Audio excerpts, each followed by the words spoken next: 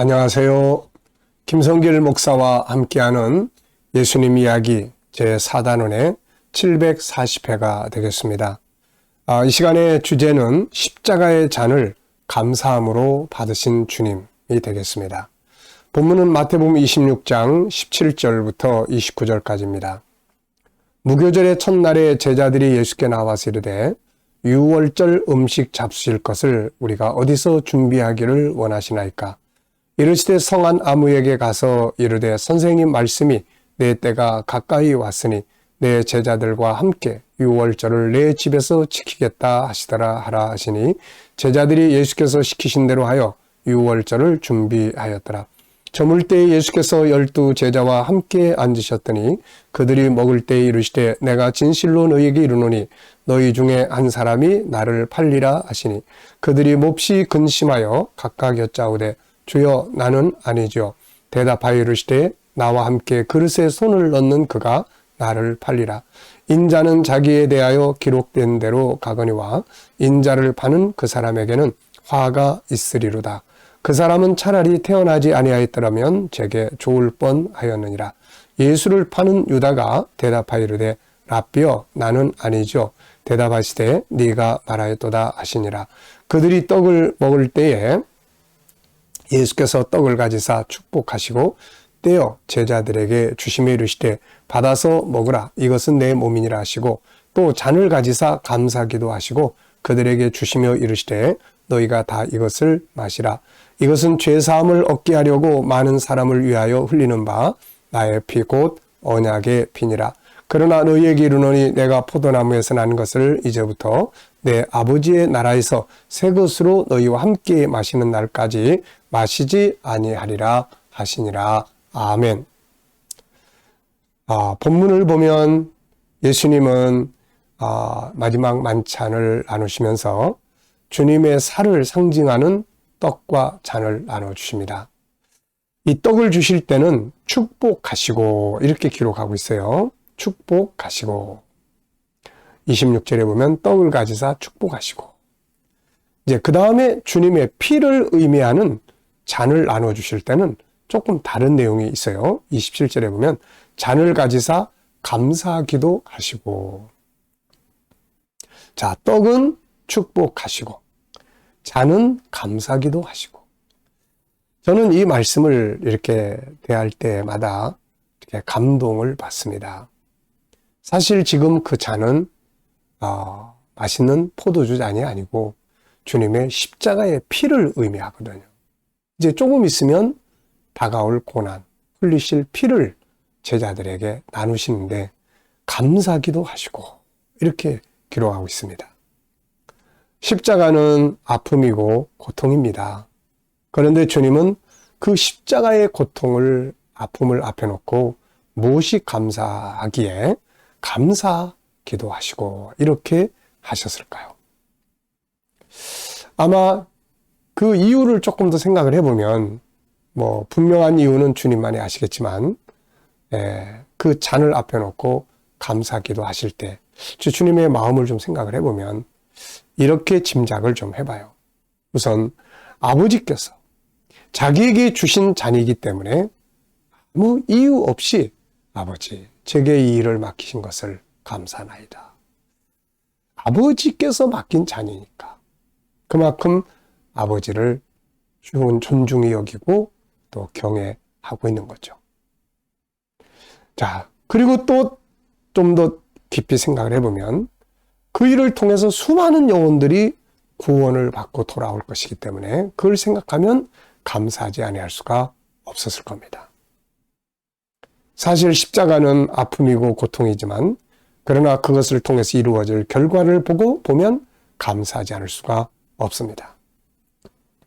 또한 그 일을 통해서 주님 자신이 얻게 될 미래의 영광을 생각하실 때 감사하실 수 있었을 거예요. 아버지께서 주신 잔이니까 아버지를 경외하는 아들로서 쓰디 쓴 잔을 주지만 아버지 저에게 이것을 주심을 감사하나이다. 그리고 그걸 통해서 수많은 멸망으로 가는 영혼들이 돌아올 것을 생각하고 결국은 본인도 지금은 아픔을 겪지만 후에 받을 영광을 생각하시면서 감사했을 것이다. 이렇게 짐작을 해 봅니다. 세상에는 평안하고 풍성함 속에서도 원망과 불평으로 사는 사람들이 있는가 하면 힘들고 고통스러운 일을 당하고 있음에도 불구하고 그 속에서 감사하며 사는 사람들도 있습니다. 오늘 우리는 십자가를 앞에 놓고 감사하셨던 주님의 모습을 좀 배워야 하겠습니다. 오늘 우리는 어떤 자세로 살아가고 있나요? 평안하고 풍요함 속에서 감사할 줄 모르고 원망만 하고 살고 있지는 않나요? 아니면 고통과 괴로움 속에서도 감사의 이유를 찾아서 감사하면서 살고 있나요? 우리는 십자가를 앞에 놓고 감사하신 주님의 정신과 자세를 배우고 따라가야 합니다.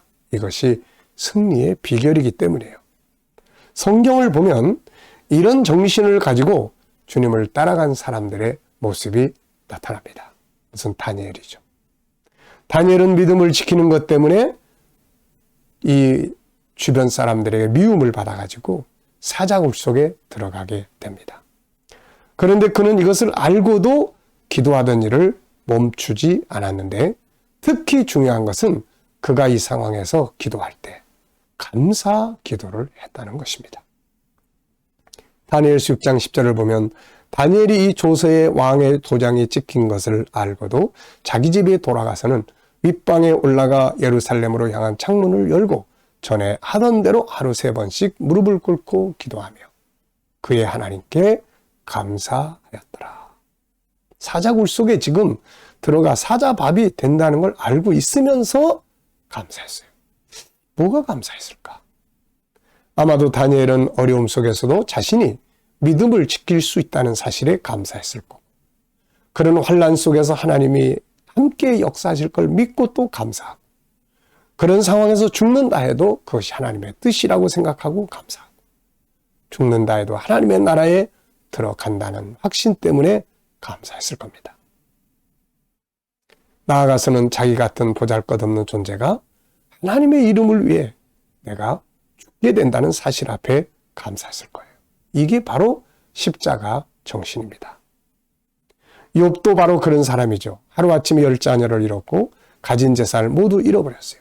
이런 상황에서 그는 하나님을 원망하지 않습니다. 욥기서 1장 21절 22절에 보면은 내가 모태에서 알몸으로 나와 싸운즉 또한 알몸이 그리로 돌아갈지라 주신 이도 여호와시요 거두신 이도 여호와시니 여호와 이름이 찬송을 받으실지어다. 아멘. 이렇게 이야기하고 있어요. 찬송을 부르는. 네. 바울도 그런 인물이죠. 빌립보 성에서 전도하다가 매맞고 감옥에 갇히게 되었습니다. 이때 그가 한 것은 바로 기도와 찬송이었습니다. 몸은 아프고 막 여기저기서 피가 나고 그리고 막 쑤시고 그런 상황에서 원망, 불평하지 않고 하나님 앞에 찬송을 부르는 찬송한다는 것은 감사의 뜻이 담겨져 있는 거죠. 이들의 공통된 점은 평안하고 뭐가 잘 될 때가 아니라 죽음을 앞에 놓고 십자가를 앞에 놓고 고난을 앞에 놓고 감사했다는 것입니다. 이게 바로 믿음입니다. 그런데 이런 믿음의 결과는 놀라운 축복의 열매를 맺습니다. 예수님의 이 감사의 결과는 십자가를 잘 감당하게 하셨고 그걸 통해 수많은 사람들이 돌아왔고 지금은 주님이 영광을 받으신 자리에 있게 된 것이죠. 다니엘도 다 승리했고 욥도 바울도 모두가 다 그 감사와 찬송을 통해서 기적을 보게 됐던 거죠. 힘들고 어려울 때의 감사는 더욱 빛을 발할 수가 있습니다. 자, 이 시간 말씀 여기서 마치겠습니다. 감사합니다.